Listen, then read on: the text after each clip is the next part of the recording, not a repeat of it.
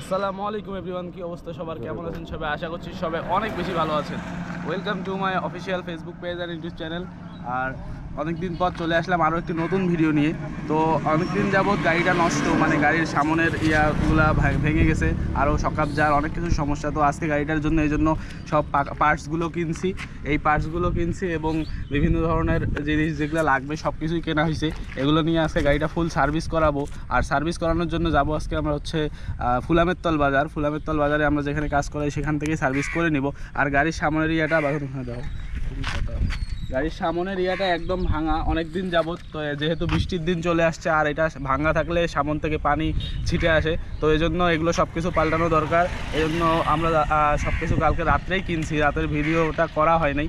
তো এখন আমরা এগুলো নিয়ে মেকারের কাছে যাব এবং সেগুলা পুরো গাড়িটা সার্ভিস করব। তো চলুন দেখতে থাকুন, আশা করছি ভালো লাগবে।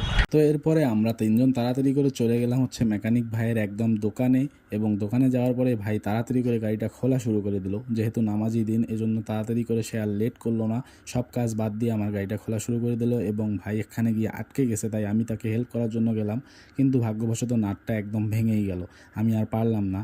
তো এরপর ভাই সব কিছু খোলা শেষ, গাড়িটা ওয়াশ করা শুরু করে দিল এবং ভালো করে সে একদম ভালো করে ধুয়ে নিল। এবং ধোয়ার পরে আমাদের অলরেডি নামাজের সময়ও হয়ে গেছে, এজন্য এখন আমরা চলে যাব নামাজে, যেহেতু নামাজের সময় হয়ে গেছে। আর এইটা হলো ওই দোকানটা, এখানে আমরা সার্ভিস করাচ্ছি।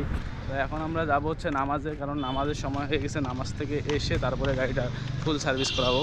গাড়িটা ফুল খুলে ধোয়াধুয়ি শেষ, এবং যেগুলো জায়গায় কালি টালি দিতে হয় এবং বাকি যেগুলো কাজ সেগুলো করা শেষ।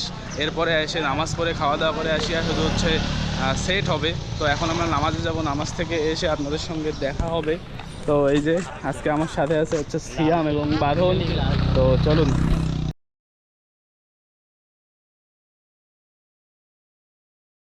তো নামাজ শেষ করে আমরা আবার চলে আসছি দোকানে, এবং এসে দেখি ভাইয়েরা পিছনের পার্টটা অলরেডি লাগানো শেষ, এবং তারপর সামনের পার্টে চলে গেল। আর আরেকজন ভাই যিনি আছে উনি আমার ট্যাঙ্কিটা ওয়াশ করলো, ট্যাঙ্কির ভিতরে যেগুলো ময়লা ছিল।